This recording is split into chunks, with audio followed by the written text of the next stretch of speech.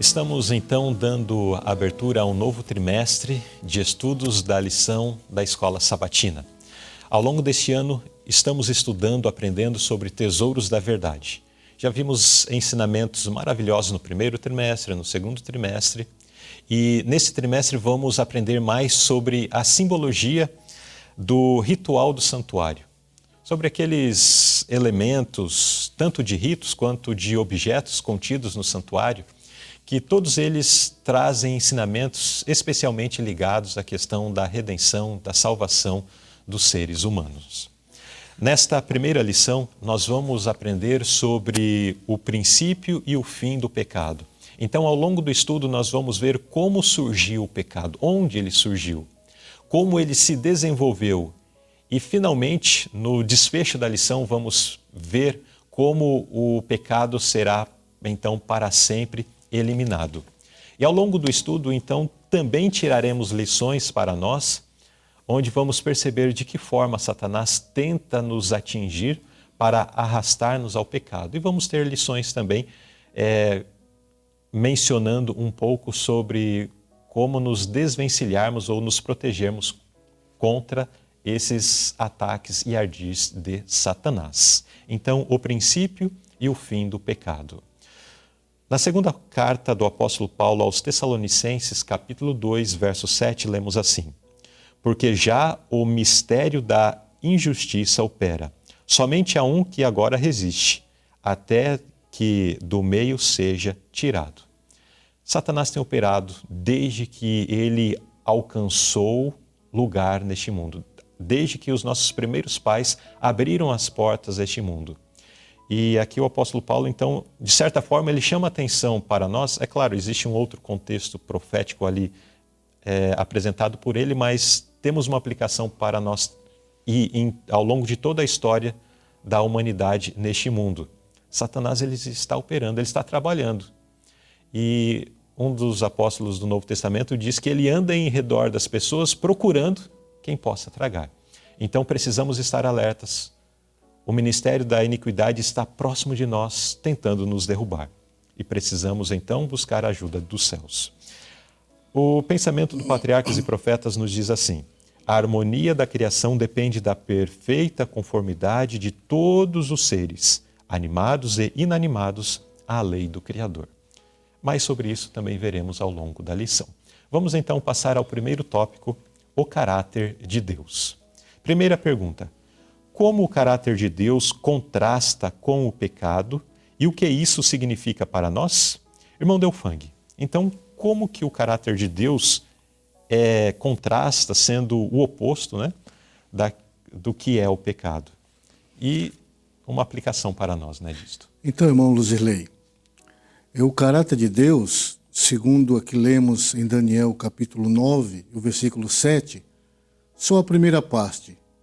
A ti, ó Senhor, pertence a justiça. Então o caráter de Deus contrasta com o pecado porque Deus é um Deus de justiça, de santidade, de pureza, de perfeição. Nele não habita o mal. Então o pecado está em contraposição ao caráter divino. Deus vê o pecado como algo abominável, detestável. E o caráter dele é de santidade, pureza, justiça. Agora a segunda parte, o que isso significa para nós? Aí Mateus 5, 48 nos dá uma orientação. Jesus no Monte das Oliveiras disse: sede vós, pois, perfeitos, como é perfeito o vosso Pai que está nos céus. Então isso significa para nós, como Deus é santo, perfeito, Ele é justiça, é verdadeiro, nós precisamos diariamente buscar também essa perfeição divina em nossa vida. Por quê? O principal objetivo do Evangelho é gravar em nós a imagem de Deus. Porque quando nós aceitamos a Cristo pela fé, a vida cristã apenas iniciou, é o começo. Agora precisamos crescer, desenvolver, aperfeiçoar-se.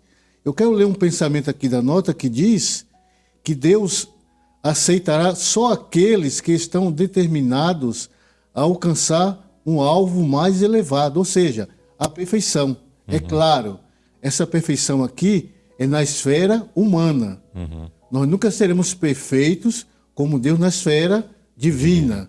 Mas na esfera humana é possível, pela fé, sermos perfeitos, alcançarmos um caráter de justiça, pureza e santidade. De tal forma que o apóstolo Paulo diz aos Hebreus, na sua carta 12, versículo 14, que sem a santificação ninguém verá a Deus. E santificação é perfeição de caráter. Santificação é harmonia com Deus. Santificação é afastamento do pecado. Então isso precisa estar em nossa mente, que Deus é um Deus de justiça, de santidade, de perfeição, e isso devemos almejar também, sermos semelhantes a Ele, amando a justiça, a santidade e almejando a perfeição dia após dia. Agora é interessante que isso é algo inatingível sem um segredo, né? Sim. Que é a graça operante de Cristo dentro de nós. Sim. E daí a última frase da nota diz assim: todos os justos atributos do caráter habitam em Deus como um todo perfeito e harmonioso. E todos os que recebem a Cristo como seu Salvador pessoal têm o privilégio de obter esses atributos. Sim. Então o segredo é Cristo em nós. Aceitarmos Cristo em nossa vida. Porque na parábola que Jesus narrou em João capítulo 15, ali a videira e os ramos, a videira verdadeira representa Cristo. Nós, seres humanos, pecadores, somos os ramos. Então ele diz, sem mim, nada podeis fazer. Mas se você estiver em mim e as minhas palavras estiverem em vós, então esse processo de perfeição, de justiça, de santidade, ocorre em nós. Porque é impossível, como o irmão falou, se Cristo estiver em nós, é impossível não haver esse crescimento, esse subir os degraus diariamente na escada da perfeição. Mas aí o pecado tem que estar longe de nós, porque Cristo não pode habitar em nós se nós queremos amar o pecado. Exatamente. Como até mencionou a primeira parte da pergunta, né, existe um contraste entre o caráter de Deus e o pecado. Se amamos a Deus, vamos desejar automaticamente as coisas relacionadas a Deus, a justiça, a perfeição, o amor, enfim. Agora, se queremos amar a Deus e ao pecado ao mesmo tempo, já disse Cristo, né? Ninguém pode servir a dois senhores. Ou vai servir a um ou o outro. Sim, muito bem. Vamos à segunda pergunta desse tópico, que nos aborda da seguinte forma. Uma vez que Deus é a perfeição máxima, quais são os únicos tipos de mandamentos que Ele pode dar? Então, vou trazer o oposto para ficar bem clara a pergunta. Alguém que é falho, alguém que tem o caráter completamente distorcido, que tipo de ordem ele vai dar para os seus súditos? De acordo com o seu caráter, com a sua distorção de entendimento de mundo. Sim. Mas a pergunta já foi clara, né?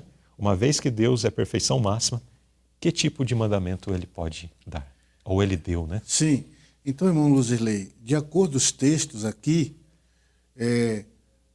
os mandamentos de Deus são transcrição do seu caráter. A lei de Deus é revelação do seu caráter. Então, o salmista Davi dizia, a minha língua falará da tua palavra, pois todos os teus mandamentos são justiça. E o apóstolo Paulo também na carta aos Romanos, ele disse, assim a lei é santa e o mandamento santo, justo e bom. Então, Deus é a perfeição máxima, como diz a pergunta, é uma afirmação. Que tipo de mandamentos Ele pode nos dar? Mandamentos de justiça, mandamentos santos, justos e bons, verdadeiros, porque é o seu caráter. A sua lei é o seu caráter. Nós podemos falar mais.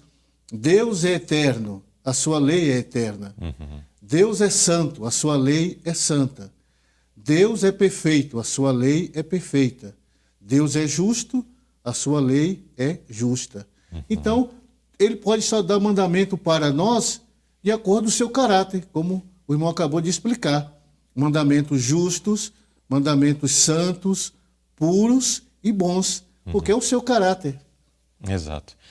E também mais um atributo unicamente pertencente à divindade, a questão da eternidade, né? Sim, Então, da mesma forma como Deus também é eterno, Eterno. o seu mandamento é eterno. eterno. Não é transitório, não Sim, diz respeito a um período de tempo, né? Que é, inclusive, a última frase dessa nota que diz: essa lei, por ser uma expressão da mente e da vontade de Deus, deve ser tão duradoura quanto o seu autor. sim. E outra característica também dos mandamentos que Deus nos dá, além de serem eternos, como Deus é eterno, Deus também não muda.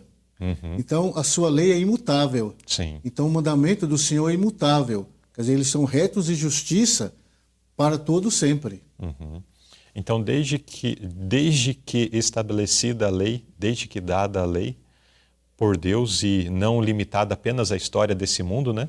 Nós percebemos que esta lei, ela proporciona também a felicidade daqueles que seguem, né? Sim, Então, é imutável, ela é aplicável a todo tempo, esse é o ponto, ela é aplicável a todo tempo, e todos aqueles que vivem pela graça de Deus, de conformidade com essa lei, vivem em paz, em liberdade para com o Senhor. sim. A Bíblia diz isso, né? Que grande paz tem os que amam a tua lei.